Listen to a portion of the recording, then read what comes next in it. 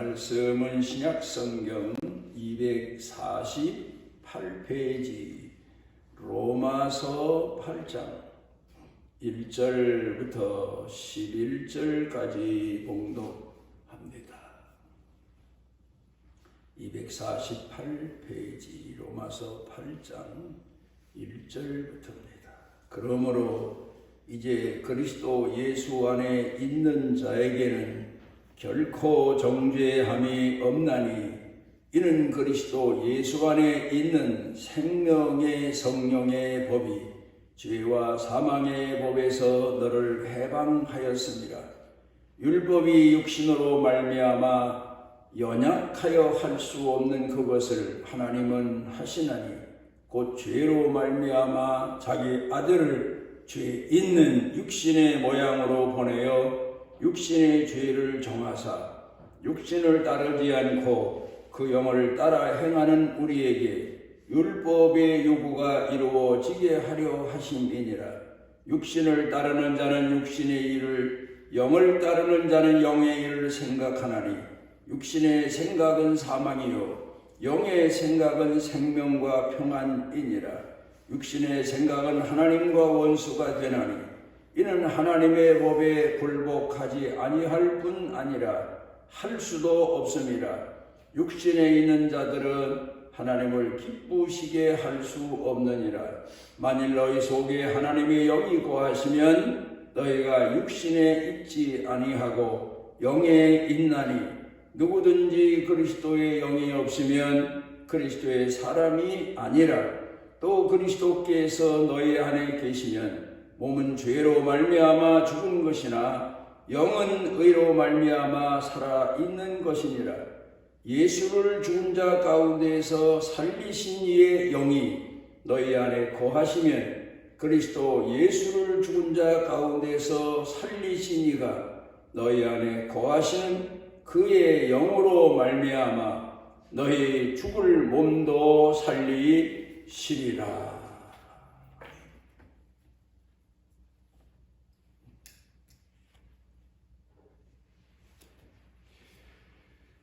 우리는 병원에 가면 의사분들의 진단을 제일로 여기고 중시 여깁니다.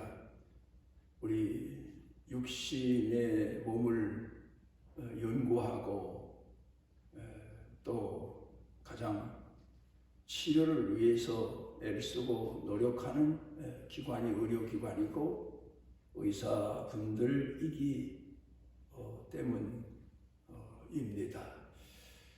그래서 병원에 가면 의사분들이 말하는 진료에 대해서 순응해야 되고 또 진단에 대해서 우리가 그 사실을 받아 드립니다.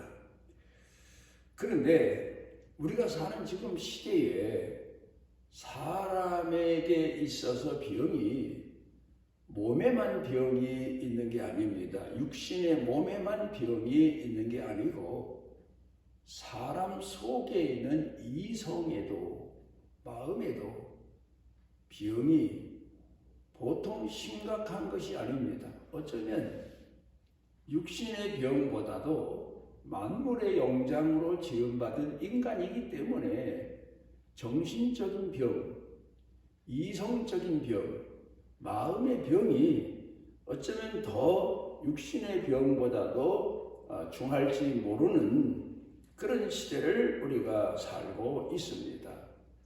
그래서 이 병에 대한 진단을 우리는 심리학자들을 통해서 많이 듣게 되고 또 그 사실을 인식하면서 우리 자신을 돌아보게 되고 우리 자신이 얼마나 심각한 병을 앓고 있나 하는 것을 깨달아 알 때가 참 많습니다.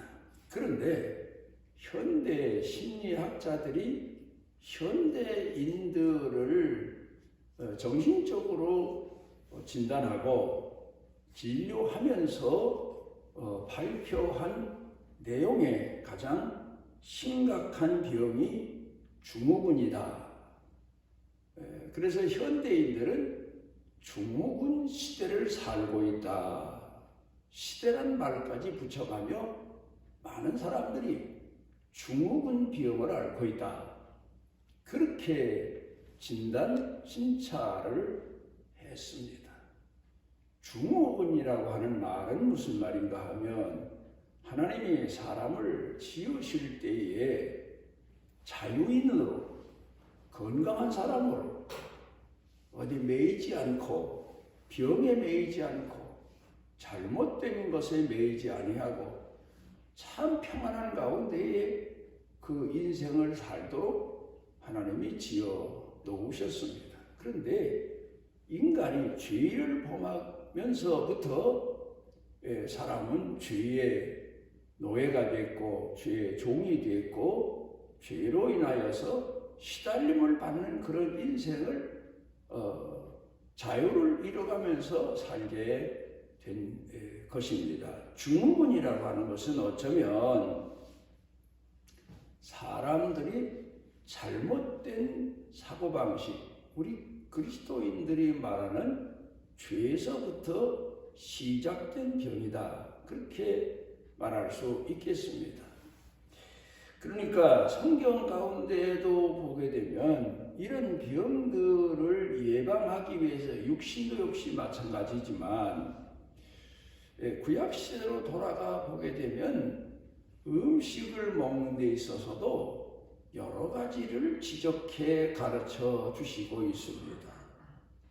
레위기서 가운데 보게 되면 하나님을 공경하는 신앙인이 정결한 정신을 가지고 신앙인으로 살기 위해서는 먹어도 될 음식이 있고 먹지 말아야 될 음식이 있다. 이런 음식들은 당장은 좋은 것 같은데 사람 몸에는 결국 손해가 된다. 사람 건강에 손해가 된다. 이런 내용에서 가르쳐 주신 교훈의 내용이 많습니다. 그래서 사람에게는 하나님께서 정신적으로도 마음으로도 신앙에 있어서도 이 길로 가면 안 된다. 이런 일을 행하면 안 된다. 그런 교훈을 수도 없이 가르쳐 주셨습니다. 그거는 하나님을 공경하는 신앙인으로서 하나님 앞에서의 도리이기도 하지만 또 하나는 우리 자신을 하나님이 걱정하셔서 너 그렇게 가면 안 된다. 너 그런 음식 먹으면 안 된다. 내 몸에 손해가 난다. 그런 의미에서 가르쳐 주신 교훈들이 참으로 많습니다. 우리가 어린 아이들이 어려서 음식을 먹기 시작하면 부모들이 야 그건 안 된다. 이 다음에 먹어라. 지금은 안 된다. 많이 먹으면 안 된다. 그걸 좋아하면 안 된다. 그거 다 아이들의 건강을 위해서 가르쳐 준 교훈입니다. 그런가 하면 좀 더 커서 사춘기 때가 되면 이런 일은 안 된다. 이 길로 가면 안 된다. 예의를 가르치고 그 아이들에게 질서를 가르칩니다. 그거는 그렇게 하면 너도 손해고 내 주변 사람에게도 손해를 끼친다. 그런 의미에서 가르칩니다. 그래서 교회도 이 시대를 살고 있는 사람들에게 하나님을 공경하는 신앙인으로 성결한 믿음을 가슴에 안고 끝까지 살기 위해서는 이런 습관은 가지면 안 된다. 이런 습관성에 쩔어들면 안 된다. 그건 예수 잘 믿는 사람들에게만 있는 교훈이 아니고 오늘 우리 사회에서도 사람들에게 부모들이 교육기관에서 가르쳐 교훈하는 내용이겠죠. 술을 많이 마셔도 안 된다. 담배는 몸에 해롭다. 마약이라고 하는 것은 결국 사람의 정신과 마음을 피폐하게 한다. 이런 교훈들을 많이 하고 있습니다. 오늘 성경 본문에서 가르쳐 주시고 있는 내용으로 돌아가서 보게 되면 사람들이 이 시대를 살고 있으면서 무엇이 잘못됐나? 정신적으로, 신앙적으로, 신학적으로 이걸 가르쳐 교훈하며 바르게 사는 방법에 대해서, 바른 신앙인의 사고방식에 대해서 사도 바울이 가르쳐 권고하고 있습니다. 사도 바울도 로마서 7장 가운데 보게 되면 믿음이 그렇게 좋은 사람임에도 불구하고 자기 자신의 몸에 대해서, 자기 자신의 마음에 대해서, 자기 자신의 이성과 정신세계에 대해서 탄식하고 또 탄식을 했던 걸 보게 됩니다. 오호라 나는 곤고한 사람이로다.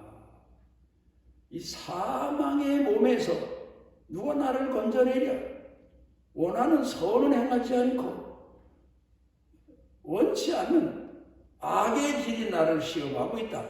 그런 의미에서 자기 자신을 탄식한 그런 내용을 찾아볼 수가 있습니다. 신앙이 아주 좋은 사람이라고 해서 육신적인 갈등이 없는 게 아니고 육신에 문제가 없는 게 아니고 정신적인 시험이 없는 게 아니고, 예수님도 이 땅에 계실 때 자주 사단에게 주변 사람들로부터 시험을 받으셨습니다. 그렇지만 예수님은 영적 분별력을 가지신 하나님이시고 아들이시기 때문에 그 자리에서 당장 물리치셨고 부리치셨지만, 우리는 그런 분별력이 부족해서 시험을 복으로 받아들일 때도 있고 유익한 것으로 받아들일 때도 있고, 그러다가 받아들이고는 그 시험에 빠져서 허우적거리다가 하나님 앞에 기도하고 몸부림쳐서 겨우 그 시험에서 빠져나오는 그런 적이 수도 없이 많습니다. 이런 것들을 경계하고 그러면서 바른 길로 가야 된다. 이걸 오늘 성경 본문 말씀 가운데서 사도 바울이 가르쳐 교훈하고 있습니다. 자기가 경험한 일이기도 하고 그 당시에 믿는 성도들이 사회생활하면서 겪는 일이기도 한 그런 내용이고, 신앙생활하면서 유의해야 될 내용을 사도 바울이 오늘 로마 교회 성도들을 향해서 가르쳐 교훈하고 있습니다. 카나다의 블레 들리 교수라고 하는 분이 쓴 책을 보게 되면 노예 증후군이다, 그런 내용을 쓰고 있습니다. 말하자면 잘못된 사고방식, 잘못된 습관을 가지고 살지만 결국 끝내는 그 잘못된 습관과 사고방식의 노예로 전락하고 만다. 로마 시대의 인구 중에 3분의 2가 노예였다, 그런 얘기를 합니다. 그런데 이제 노예이기도 하지만 태어나면서 노예도 있고 또 돈 때문에 노예로 팔려간 사람도 있고 어떻든 노예 생활을 합니다. 그런데 주인이 보기에 너무 주인을 충직스럽게 잘 섬깁니다. 그래서 주인이 용서할 너그러운 마음과 이 노예에게 노예로 살지 않고 자유를 누리며 살게 해야 되겠다 해서 자유를 주기 위해서 부릅니다.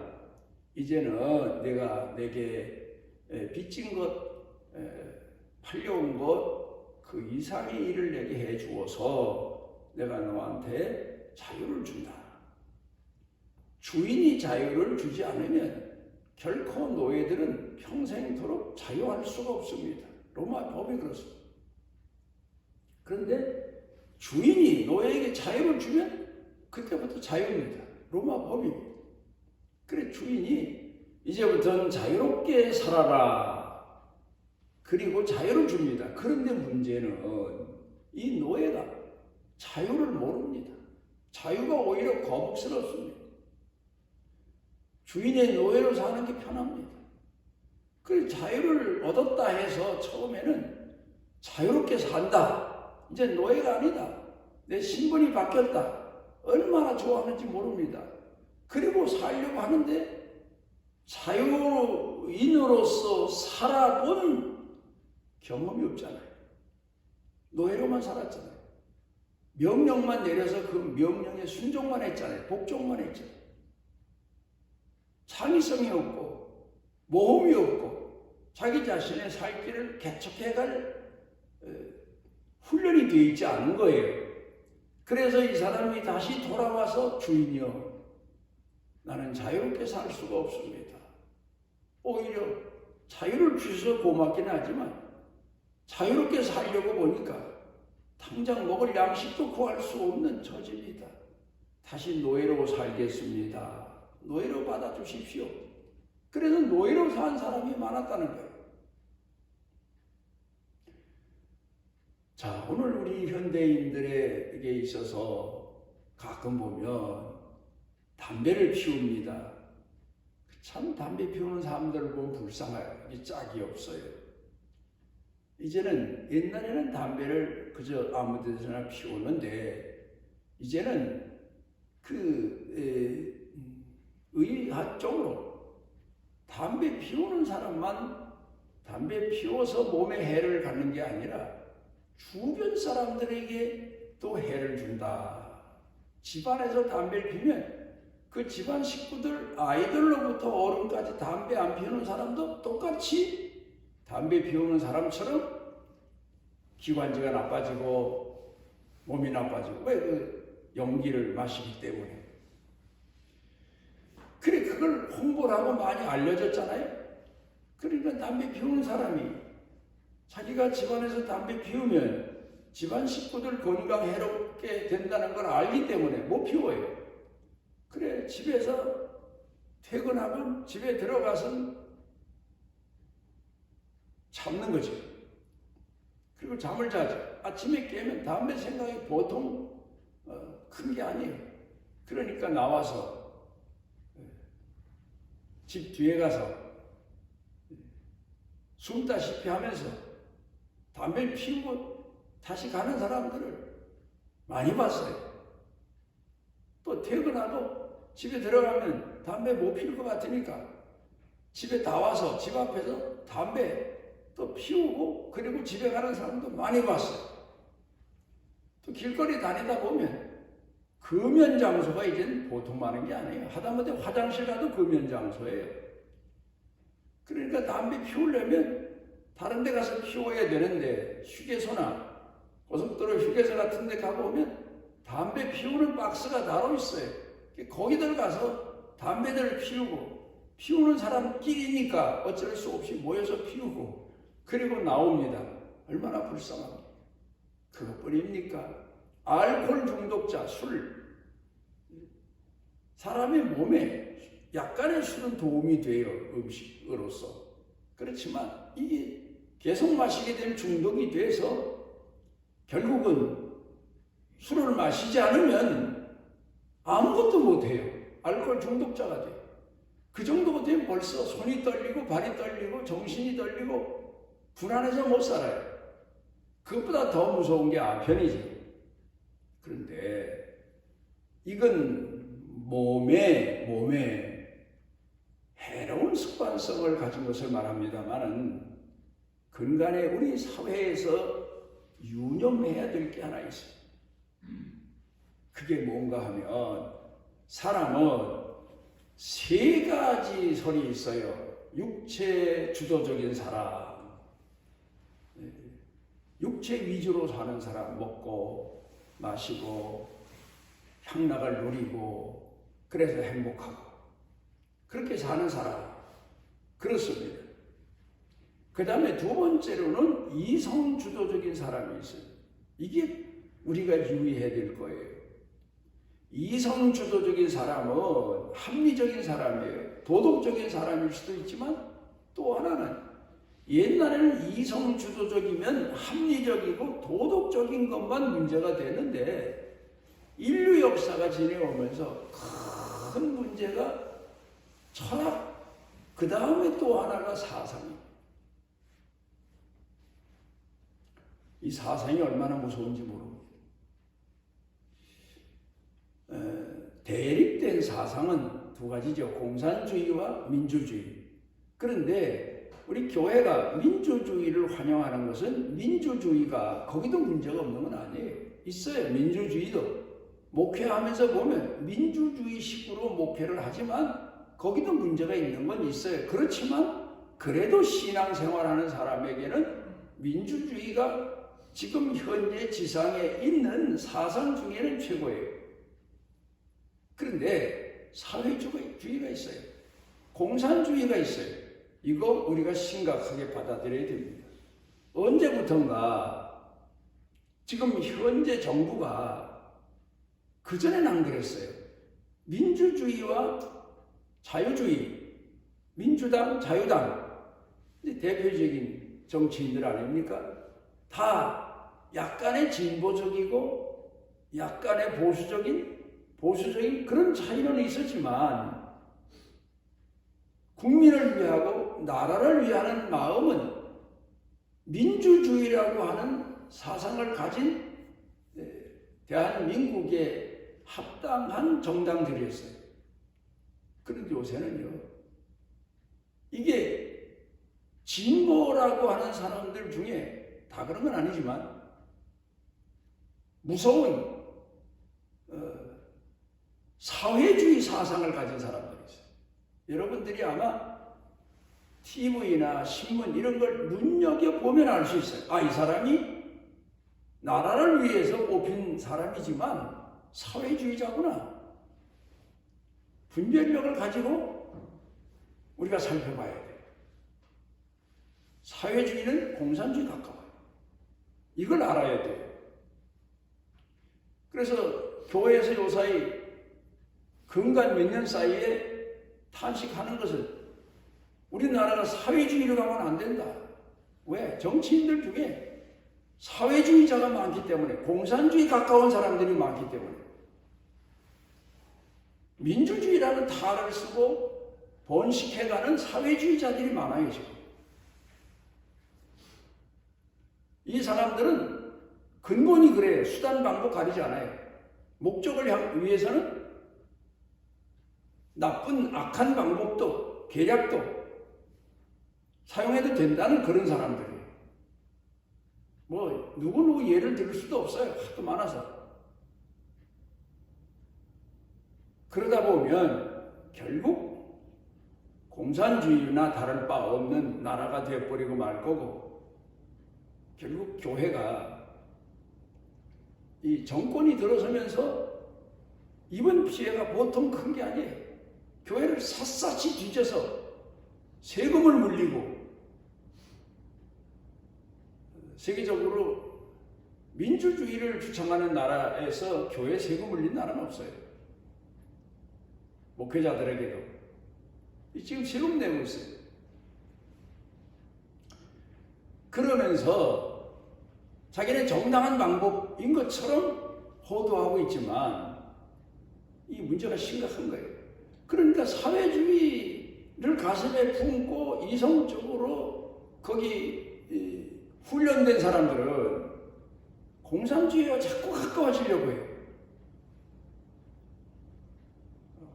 보면 우리가 알 수 있어요. 이거 문제예요.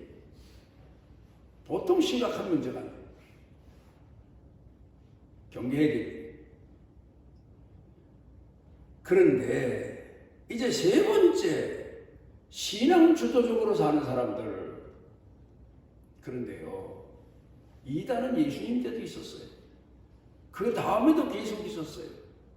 지금까지 기독교 역사를 통해서 같이 하나님을 공경하는 사람들이라고 하면서도 이 사람들 의식 속에는 이단에 가까운 좌로 우로 치우치는 바른 길로 가지 않는 그런 신앙인들이 수도 없이 많습니다. 이걸 우리가 교회가 경계해야 돼요. 신앙 주도적이면서 신학인이, 교린이 이런 걸 내세웠는데 보면 성경에서 이탈했어요. 우로 치우치고 좌로 치우쳤어요. 이걸 경계해야 돼요. 성경을 읽어보고 또 읽어보면 저는 보수 신학 계통을 거쳐온 사람인데 우리에게도 보수에게도 우로 치우친 경향이 너무 많아요. 성경이 말씀하고 예수님 말씀하시는 바른 길 정로로 걸어가지를 못하고 있어요. 문제가 뭡니까? 우로 치우치고 좌로 치우치면 자기 잘 믿는 줄로 착각한다는 거예요.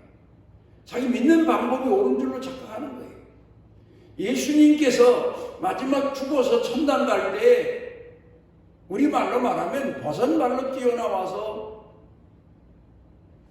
반겨주실 줄로 착각하고 산다 그 말이에요. 그런데 자 누가복음 6장 7장으로 가서 보세요. 나중에 보세요. 마태복음 5장 6장 7장도 보세요. 어떻게 믿으라고 했나? 그래 예수님께서 종말에 가서 심판에 대해서 말씀하실 때 그런 말씀을 하셨어요. 심판받으러 예수님 앞에 사람들이 쭉 옵니다. 근데 예수님께서 반가워하지 않으세요. 주여 우리가 예수님 이름으로 귀신도 내쫓고 병도 고치고 선지자 노릇도 하고 많은 고난도 겪었습니다. 그랬더니 예수님께서 단마디로 불법을 행한 자들아 내게서 떠나가라. 나는 너희를 도무지 모른다. 아니 예수의 이름으로 병 고치기가 쉽습니까? 예수의 이름으로 선행하기가 쉽습니까?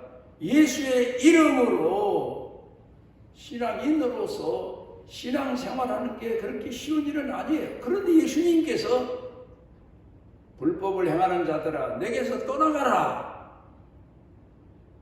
나는 너희를 도무지 모른다. 자, 예수님 법이 뭡니까? 딱 하나 있어요. 예수님 법은 하나예요. 뭡니까? 사랑이. 불법을 행한 자들아 사랑의 깊이를 갖지 않고 사랑을 모르고 하나님 사랑과 이웃 사랑과 가족 사랑을 모르고 산 이 한마디로 말하면 곁길로 간 이단들아 나는 너희를 도무지 모른다. 그렇게 말씀하셨습니다. 오늘 성경 본문에서 사도 바울이 말한 내용이 뭡니까? 예수님이 말씀하신 사랑의 가슴에 사랑을 품고 사랑의 길로 가는 사람들은 성령님이 함께 하시는 사람들이다. 그런데 여기도요, 오늘 우리가 볼 때 성령 받았다는 사람들 문제 많아요. 진정한 하나님의 성령이 가슴에 오면 곡식이 하루하루 자고 나면 무럭무럭 자라고 이삭이 나오고 열매가 맺는 것처럼 사랑의 열매가 풍성해져 가야 돼요. 그게 잘 믿는 모습이에요. 성령의 생명의 법이 오늘 로마서 가운데서 가르쳐진 교훈입니다. 그게 뭡니까?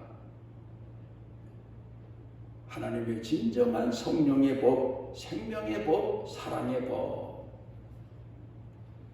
성령은 사랑이십니다. 하나님도 사랑이십니다. 예수님도 사랑이십니다. 삼위일체가 사랑이십니다. 누가복음 6장에 보면 너희가 남을 도와줄 때 거저 도와줘라 그런 의미에서 말씀하십니다.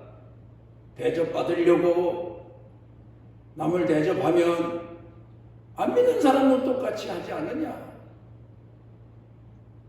너희는 하나님을 공경하는 신앙인으로 사랑의 법을 따라 살아라.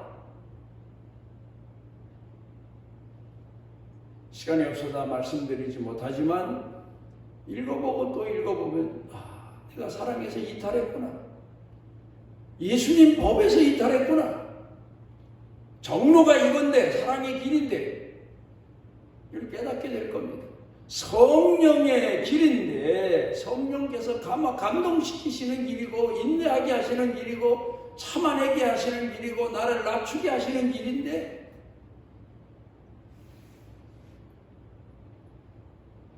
오늘 성경 본문에서 진정한 그리스도인의 모습을 사도 바울이 가르쳐 줍니다.